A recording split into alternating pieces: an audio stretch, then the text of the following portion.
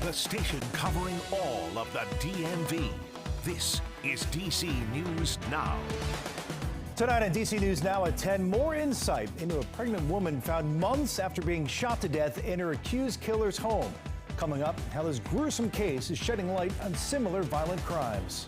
Plus, barricades are finally coming down near the Washington Convention Center, but nearby shops say it was a bad few days for business just ahead. We'll show you the challenges for one artist there. Also, today's winter blast could make for a messy morning commute tomorrow. Officials are warning about wet roads turning to ice after that wintry washout. Hi, everybody. Thanks for joining us for DC News Now at 10 on DCW 50. I'm Chris Flanagan. And I'm Mark Hall, filling in for Tasmin Mahfouz. We're continuing to track winter weather this evening. That's right. Let's hear right over to Chief Meteorologist Janessa Webb. And Janessa, roads could be pretty icy tomorrow from all that leftover rain. Yeah, we had a mixed bag throughout your morning into your mid-afternoon and tonight. And so now we do have an exiting storm system that's still causing a little bit of drizzle out towards the district into Montgomery County as well. Now, ice storm warnings, they have expired across the area, and we'll give it about 2 more hours for this winter weather advisory. Hopefully going to expire across western communities into Garrett, Cumberland, Kaiser area, Front Royal in about that midnight hour. Also, coastal flood advisories in place for high streams and our rivers, and that's going to last until tomorrow morning. Air temperatures, they're actually on the warmer side. It's really the wind chill we are factoring in. Winds out of the north and east, 15 to 25 miles per hour. And so that's really going to cause some icy conditions to pick up across the area. Right now, Annapolis, the northern neck, in the lower 40s across the district, 36 degrees. But out towards the higher terrain, we continue to see our temperatures fall to near and below the freezing mark. And so that's going to cause some black ice concerns across many areas of the DMV. So with this mixed bag of precip that we saw today, we have a good amount of accumulation from the higher terrain. We saw about 1/4 to 1/2 inch of ice. And so with this refreezing, it will cause some very slick spots across overpasses and bridges. And so that's really what we want to watch. Now, closer to the district and our surrounding counties, Loudoun, Montgomery, into Prince George as well, I don't think we'll get as cold as the higher terrain, but still, when you have that thin layer at about 32 degrees, you will have some slick spots. So my suggestion tonight, please give yourself some extra time tomorrow. Also watching a little bit of dense fog that's starting to form. I'll talk about that in my extended forecast, guys. All right, Janessa, thanks. And staying with the roads in Virginia, the winter weather started late last night. The morning commute could have been dicey, but there are actually few issues for drivers, in part thanks to the Virginia Department of Transportation. VDOT pre-treated the roads earlier this week. On top of that, more than 700 salt trucks hit the roads with snowplows on standby. In Maryland, wet roads leading to a dramatic crash scene. This was earlier today in Burtonsville. First responders raced to free someone trapped in a car on Columbia Pike. Altogether, Maryland State Police say they responded to 36 crashes this morning. All right, as for power outages, service has been restored for the majority of customers in our area. At last check, a few hundred Pepco customers in Maryland still in the dark. About 100 homes in Fairfax County, Virginia, also still without power right now. New details tonight in the gruesome discovery police made in Montgomery County apartment. Yeah, this afternoon, police confirmed the identity of the pregnant woman whose body was left decomposing in a unit for a month. Her name was Denise Middleton. Our Cheyenne Corinne has followed the story from the beginning and covers Montgomery County. She joins us live from White Oak. And Cheyenne, you spoke to a domestic violence advocate who shared details about the heightened risk pregnant women face. Yeah, I did, Chris. And while investigators are still working to determine the motive for Denise Middleton's murder, they have confirmed that she was in a relationship with her alleged killer, 31-year-old Tori Moore. Now, State's Attorney John McCarthy says that homicides among pregnant women is a serious issue that he's well aware of.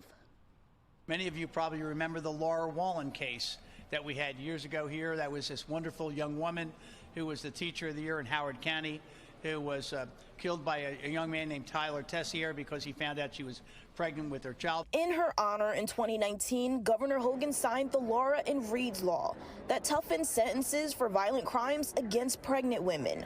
According to a National Institutes of Health study, in 2020, the risk of homicide was 35% higher for pregnant or postpartum women.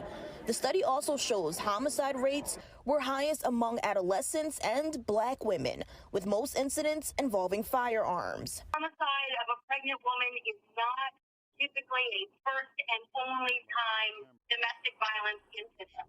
It's probably a culmination of years of abuse.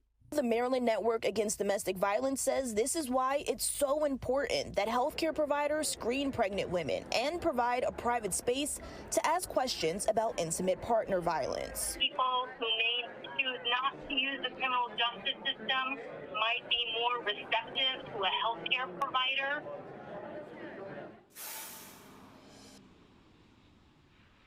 Now, the Maryland Network Against Domestic Violence, they also shared concerns that the high rate of domestic violence during the pandemic still have not gone down. Now, I have been in contact with Denise Middleton's family. They say that they loved her very much and, quote, their family is in shambles. Right now, they're asking for their privacy and are not ready to speak with us. I'm live in White Oak. I'm Cheyenne Karen for DC News Now. Back to you.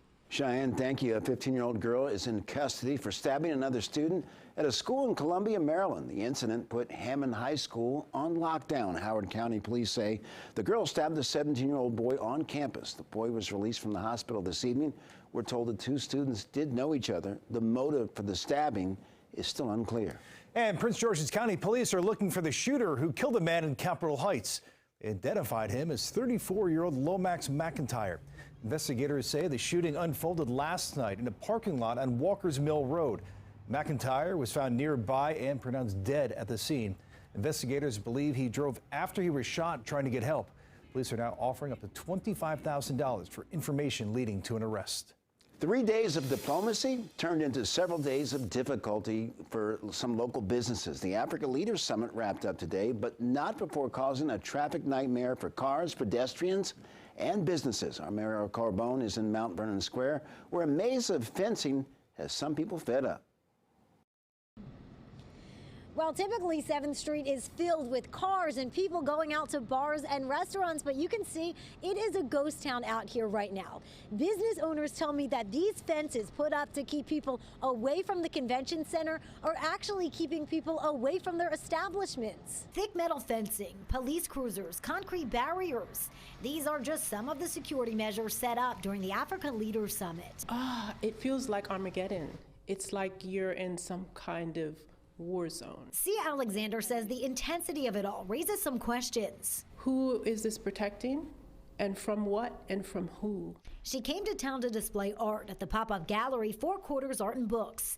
The idea was to be an alliance with the summit, using art to heal and unify. But she says the fencing, which blocks people from walking around freely, does the opposite. Attendance was really thwarted.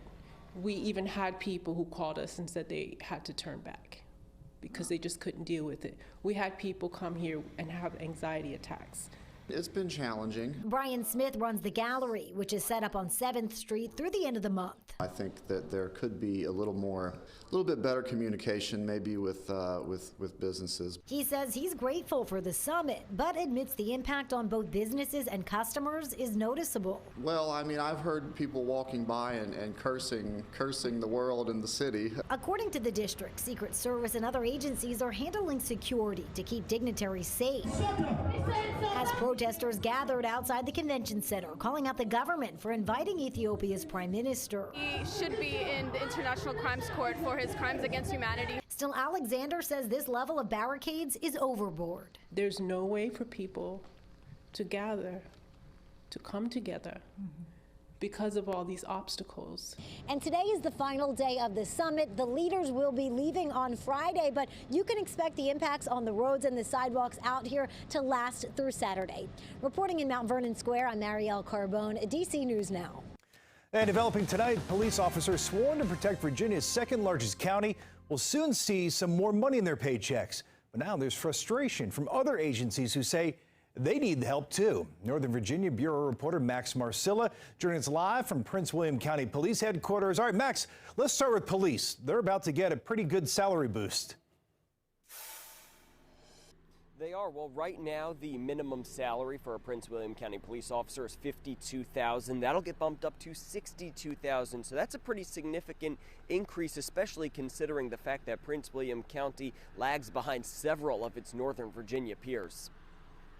Please begin to rebuild your broken relationship and your broken trust with your police department. Passionate pleas for increased pay from Prince William County police officers just moments before the Board of County Supervisors approved a raise. Public safety is so important. We got so much issues going on. We see the gun violence, we see the speeding, we see all the things, and I need my police officers. The scheduled pay hike establishes $62,000 as the minimum starting pay. It's funded by a surplus, some of which will go to county schools. The rest will cover salaries for the remainder of the fiscal year. But there's still a ways to go. Other jurisdictions that are already ahead of the county in police salaries are also on the verge of increasing pay. I can tell you now, coming up in this budget cycle, compensation is probably going to be the biggest item that we are looking at. Prince William County Police tells DC News Now its sworn staff is down by about 85 people. That's about 12% of the 707 that make up a fully staffed department. We've had officers who have said, in particular, they're leaving because of the salary issue. Mitch Nason, who leads the county's firefighter union, applauds the raises but says they can't stop with police. Unfortunately, we're facing a lot of the exact same problems. Nason says in some ways it's even worse for fire crews based on hourly wages. Please include the entirety of our public safety community when you have these discussions and deliberations. Now, in those budget discussions, the county likely to discuss the firefighter pay. Meanwhile, Prince William professional firefighters in a Facebook post say, yes, they're happy for their police brothers and sisters. They hope the issue with firefighter pay is addressed soon, but as they say, hope can only get them so far. Reporting live in Prince William County, Max Marcella, DC News Now. Max, thank you. Tonight we have new insight into last month's shooting at the University of Virginia. Coming up, the heartbreaking reaction from the family of one of the student athletes who was killed. That report just ahead. Plus, some wild weather happening in the Deep South. A tornado now claiming the lives of 3. An update on the devastating damage near New Orleans just ahead. And that's that same storm system that impacted our area today. It's finally starting to pull out of the DMV, but it's going to leave some damage with the freezing rain still in place in a few locations, along with dropping temperatures. That's going to happen fairly quickly. We'll look at your extended forecast coming up.